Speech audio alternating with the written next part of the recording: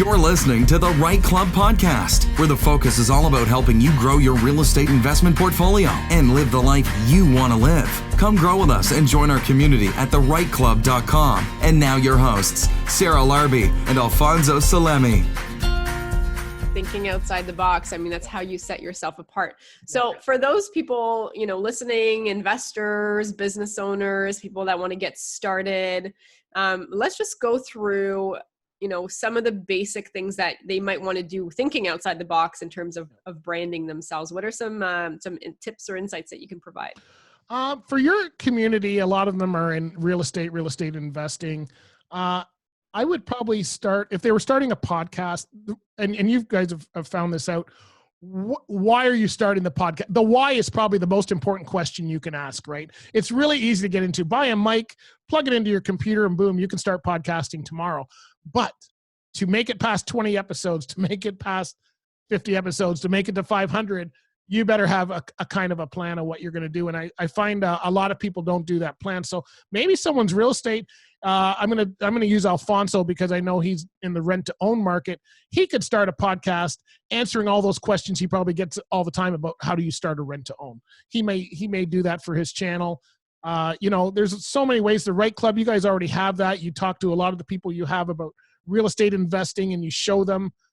So if someone's doing that, what kind of clients do they have? What are the questions that their clients are asking? I know for myself, I use my websites to answer all my customers' questions. Whenever they say, Bruce, how do you do this? Or I could explain it to them on the phone, or I could send them a link to a video and web page that I've already done. Say, listen, here's where you start. And if you still have questions, let me know.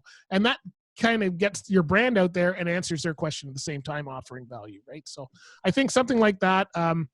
I'm not sure what else. You're going to have to help me with the real estate part because I'm not in that. I'm not sure what kind of questions you guys Well, I think what you said, though, about the why, like the why is always the most important thing of any business. I don't care what you're doing or any business venture, right? It's if your why isn't really clear, then it's just going to eventually disappear because it's too much hard work. If you're not, you don't have the motivation very, very clear. And it's persistent, consistent action over time. Yeah. And if your why isn't clear, then guess what? Not going to happen. So I think that's the most important thing. Yeah, I had a friend and I were going to do we did a little workshop on podcasting, and we were going to do like an all-day seminar, and he wanted to do it on a Saturday, and I said, okay, so why are we doing the seminar? Because it gets fun. It says, let's put on a seminar. And then we all got excited and we had a beer and we decided how we're going to put on the seminar. And then I said to him, why are we doing that? Because for me, because I do weddings, a Saturday is $1,000 day. Like if I'm not making $1,000 that day, I shouldn't be doing anything else other than making. So for me to turn down a wedding because I'm holding a seminar, unless you're going to pay me that kind of money or whatever. And when we thought about it, we go, yeah, why are we putting it on? We're actually not going to make the money based on what we were thinking. We were doing it kind of to help the community, but nobody was asking for it. So why were we putting it on? And we actually ended up not putting it on because we thought, well, actually, we don't know why we're putting it on other than it seemed like a good idea over a beer and we were all excited about it. That was the only reason we're going to put it on. But we know how much work it is, so that's a silly reason to put anything on, right? So. Absolutely. So I want to just give you this idea, and then maybe you can run with it, and I'll tie it into real estate to some extent. But as an investor, at some point you're going to run out of money. You're going to need to find joint venture partners or private money. And I tell this often to many people: start posting what you're doing on social media, or start talking to people about it, because ultimately they're going to say, okay, well, wow, you've done 1, you've done 2, you've done 3, you've done 4, and it gets a lot easier to find people that want to do business with you because they see you, whether it's on Instagram or Facebook or having a podcast, right? They feel like they know you and that they've seen your work over time. It's just so much easier to go out and look for money if that's what you're looking for. And I'll tell you, the podcast brings tons of opportunity. It's not just about the podcast, because I'll tell you, if you're just doing the podcast to make money on the podcast, here's the thing. We cover our costs on the podcast, but you're not going to get rich off making a podcast. It's the stuff around it. Can you talk about that? About making money on the podcast? About the different types of ways that you can make money from a podcast, I guess. Yeah. So there's a traditional advertising models. I use those in mind. There's courses if you're the kind of person that builds courses. If you have certain, if you're selling a book, you can do it. Podcasts are great for that. There's all kinds of ways to make money. The traditional way is that for every 1,000 people you have, it's worth $25. All right. So this is the normal podcasting model for advertising that I have. Let's say I have 100 listeners. I have 1,000 listeners. I get paid $25 for a spot on my podcast to advertise whoever the client is. You're not going to get rich doing that unless you have, 20 million listeners. Then yeah, you're going to make big money. For most people, that's not where they go. And that's not where I did this podcast for 2 years before I made one dime. I tell people the way to make money on a podcast is to go buy a car, because that's what happened. My wife had to turn in her car. I said, I'm going to go save you, because she had gotten a lease before. And I said, these guys are going to I'm going to come and help you. We ended up buying 2 cars that day. That was not my plan. But if my car was 10 years old and they gave us a really good deal, I'm glad I saved her from that. Maybe she saved me. But anyway, we came home and I'm looking at my calendar. There's nothing in the calendar. I'm going, we just bought 2 cars. That's real smart. We're in business for ourselves. What are we thinking here? And I said, okay, I've been doing this for 2 years. How can I make money? And I phoned 27 people that I knew. And I said, I'm giving you spots for $100 a month. Who wants in? They all took, almost all of them took it.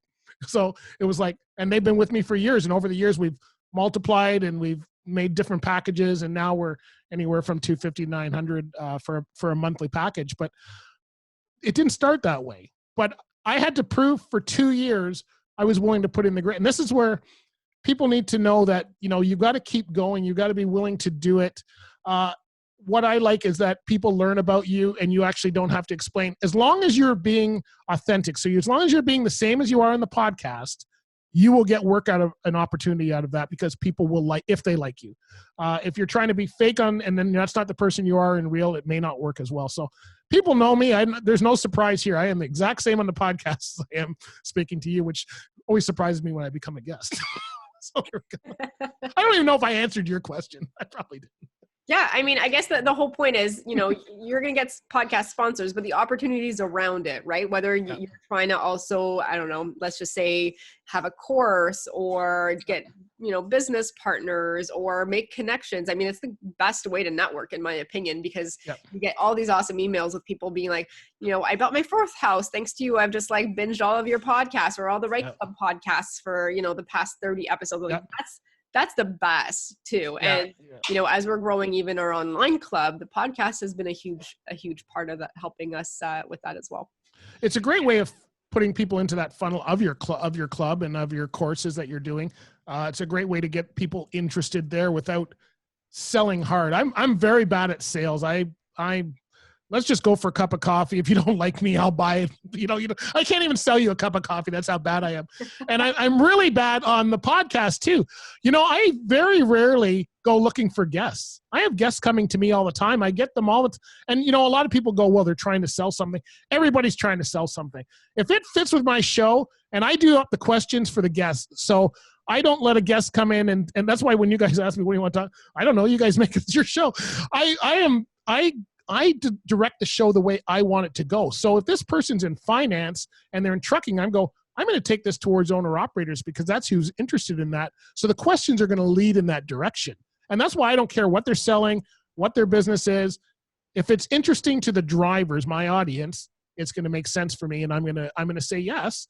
And I say yes to some, and I've done multiple shows with some people I don't even know. I've got sponsors from people I don't even know, because I was willing to take a chance on an interview and say yes to someone. I think what you said about the podcast, showing who you are, and really it's the attraction model, right? I used to do a lot of training on stage and speaking and all the rest of it. And that kind of activity really does draw people to you, because you're basically proving who you are and even what you do by what you say and how you present yourself.